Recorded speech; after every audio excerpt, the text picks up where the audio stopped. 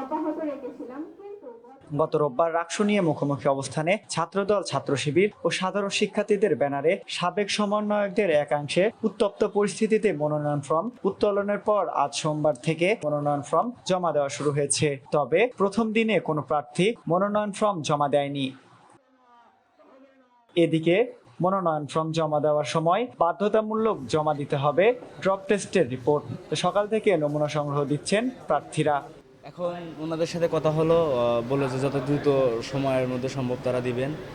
যখন দিবেন, যেহেতু হচ্ছে আজকে লাস্ট ডেট ড্রপ টেস্টের, তারা হচ্ছে আমাদের যে নির্ধারিত সময় আছে জমা দেওয়ার, তার আগেই দিবে বলে আমি আশা করি।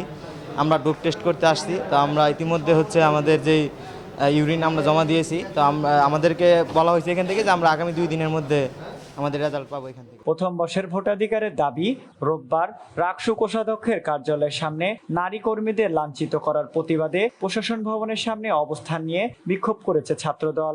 আমাদের আজকের দাবি ওই গতকালকে যেটা ছিল প্রথম বর্ষের ভোটাধিকার নিশ্চিত করতে হবে।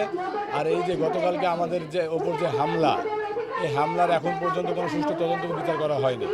আমরা আজকের অবস্থান কর্মসূচিতে স্পষ্ট করে বলতে চাই, অতি দ্রুত বিশ্ববিদ্যালয় প্রশাসন যদি আমাদের এই হামলার উপর হামলাকারীদেরকে যদি তাৎক্ষণিক ব্যবস্থা না করে শাস্তি না দেয়, তাহলে আমরা রাজশাহী বিশ্ববিদ্যালয় ছাত্রদল আরও কঠোর পদক্ষেপ গ্রহণ করতে বাধ্য হব।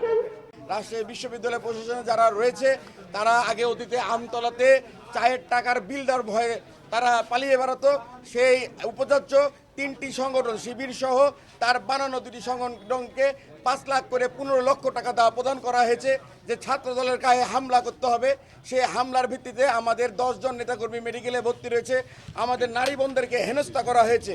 তারই প্রতিবাদে এবং প্রথম বর্ষ শিক্ষার্থীদেরকে অনতিবিলম্বে আমাদের রাকসু নির্বাচনে তাদেরকে ভোটের অধিকারটা ফেরত দিতে হবে। এদিকে দুপুরে উপাচার্যের সঙ্গে বৈঠক শেষে মনোনয়ন ফর্ম সংগ্রহের সময় আরও 2 দিন বাড়িয়েছে নির্বাচন কমিশন এবং প্রথম বর্ষের ভোটার সংগ্রহের বিষয়টিও বিবেচনায় নেওয়া হয়েছে। দুটো বিষয় নিয়ে কথা বলেছে। একটা হলো যে গতকাল যেহেতু কিছু অনাকাঙ্ক্ষিত ঘটনা ঘটেছে, এই সংক্রান্ত বিষয়ে নির্বাচন কমিশন তার বিধিমালা পরিপন্থী কিছু কার্যক্রম হলেও খুব ক্ষমাসুন্দর দৃষ্টিতে এটা দেখছে যে শিক্ষার্থীদের মধ্যে কিছু ভুল বোঝাবুঝি হয়েছে, এটা যেন ভবিষ্যতে না হয়, এবং নিরাপত্তার বিষয়টি আমরা প্রশাসনের দৃষ্টি আকর্ষণ করেছি, এটি প্রথম। দ্বিতীয়ত হলো যে কালকে যেহেতু আমরা এই ফর্ম বিতরণ একটু বিঘ্ন ঘটেছে, সেই জন্য আমরা সিদ্ধান্ত নিয়েছি আজ এবং আগামীকাল পর্যন্ত এই ফর্ম উত্তোলনের সময়টি আরও বৃদ্ধি করার একটা সিদ্ধান্ত হয়েছে। রাকসুর কেন্দ্রীয় ছাত্র সংসদে 23টি, সিনেটে 5টি এবং হল সংসদে 15টি পদে ভোট হবে। মোট ভোটার 24,892 জন।